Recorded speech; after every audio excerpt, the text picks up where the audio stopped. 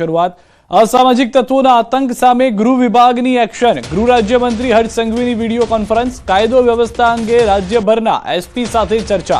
Additional chief secretary એમ કે દાસ પણ હાજર। ડીજીપી વિકાસ સહાય પણ ઉપસ્થિત રહ્યા। પોલીસના 100 કલાકમાં એક્શન પ્લાનની કાર્યવાહી અંગે સમીક્ષા થશે। 100 કલાકની અંદર જે આખો એક્શન પ્લાન તૈયાર કરવાનો છે તેમાં કયા કયા મહત્વના મુદ્દાઓ છે, તમામ મુદ્દા પર ખુદ હર્ષ સંઘવી બેઠકમાં સામેલ હોવાની જાણકારી મળી રહી છે। ડીજીપી વિકાસ સહાય પણ ઉપસ્થિત હોવાની જાણકારી છે। રાજ્યભરના એસપી સાથે એડિશનલ ચીફ સેક્રેટરી એમ કે દાસ પણ હાજર છે અને આ ચર્ચા કરવામાં આવી રહી છે।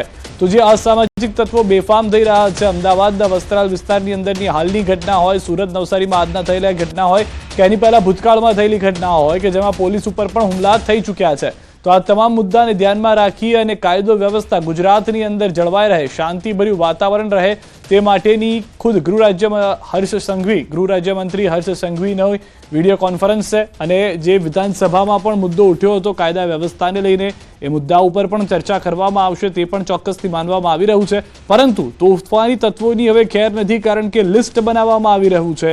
એ લિસ્ટ હશે ગુંડા તત્વોનું, અસામાજિક તત્વોનું કે જે વારંવાર પોલીસ ચોપડે નોંધાય છે, પોલીસ તેઓની સામે કાર્યવાહી કરે છે પરંતુ સુધરવાનું નામ નથી લેતા। વધુ માહિતી ન્યૂઝ 18 સંવાદદાતા ગૌતમ પાસેથી મેળવીશું। ગૌતમ, કેટલી મહત્વની આ બેઠક, કયા મહત્વના મુદ્દાઓ બેઠકમાં? ચોક્કસથી એક મહત્વની બેઠક જે છે તે યોજાવા જઈ રહી છે। હર્ષ સંઘવીના અધ્યક્ષસ્થાને આ બેઠકનું આયોજન જે છે તે કરવામાં આવ્યું છે। વિડીયો કોન્ફરન્સ જે છે તે યોજાય છે। કાયદો અને વ્યવસ્થા અંગેની આ જે બેઠક જે છે તે યોજાય છે, જેમાં વિડીયો કોન્ફરન્સના માધ્યમથી સમગ્ર રાજ્યની અંદર ચિતાર મેળવવામાં આવી રહ્યો છે। વિડીયો કોન્ફરન્સમાં એડિશનલ ચીફ સેક્રેટરી એમ કે દાસ પણ ઉપસ્થિત રહ્યા છે, સાથે સાથે ડીજીપી વિકાસ સહાય પણ ઉપસ્થિત રહ્યા છે। પોલીસ દ્વારા 100 કલાકના એક્શન પ્લાનની જે કાર્યવાહી કરવામાં આવી રહી છે, મૂકવામાં આવી રહી છે, તેની સમીક્ષા જે છે તે આ બેઠકની અંદર થવાની છે અને આ બેઠક અતિ મહત્વપૂર્ણ ગણવામાં આવી રહી છે। જી, સૌથી વધારે ગૌતમ મહત્વની વાત એ છે કે આ મુદ્દામાં 100 કલાક મહત્વના છે। 100 કલાકની અંદર આખો એક્શન પ્લાન તૈયાર કરવાનો છે, જેનો એક આખું પેરામીટર તૈયાર કરવાની પણ ચર્ચા થશે બેઠકમાં। ચોક્કસથી કહી શકાય કે જે પ્રકારે જે ગુનાખોરી જે છે તે ડામવા માટે થઈને એક મહત્વની બેઠક જે છે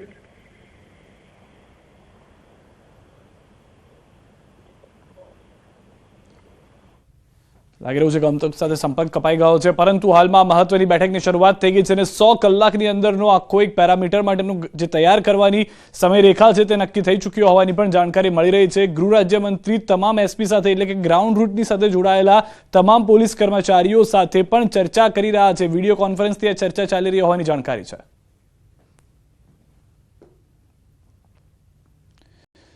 તો રાજ્યના પોલીસ વડાના આદેશ બાદ અમદાવાદ શહેર પોલીસ એક્શનમાં જોવા મળી છે। 100 કલાકમાં કુખ્યાત ગુનેગારોનું લિસ્ટ તૈયાર કરવા આદેશ આપ્યા છે। અમદાવાદ પોલીસ કમિશનરે અમદાવાદ ક્રાઇમ બ્રાન્ચ કચેરી ખાતે પહોંચી અધિકારીઓ સાથે બેઠક કરી છે। તો બીજી તરફ શહેર પોલીસ દ્વારા 1170 આરોપીઓની યાદી તૈયાર કરવામાં આવી છે। ગંભીર ગુનાના આરોપીને ડામવા માટે પોલીસ કમિશનર દ્વારા ગુજસી ટોક હેઠળ ગુના નોંધાઈ શકે છે। લગભગ 550 જેટલા આરોપી શરીર સંબંધી અને 450 જેટલા બુટલેગરો છે। 2 થી વધુ ગુના ધરાવતા 1170 આરોપીઓ સામે કરવામાં આવશે કાર્યવાહી। વસ્ત્રાલમાં અસામાજિક તત્વોના આતંક બાદ ગુજરાતના ડીજીપીએ ગુનાગારોની યાદી તૈયાર કરવા સૂચન કર્યું હતું।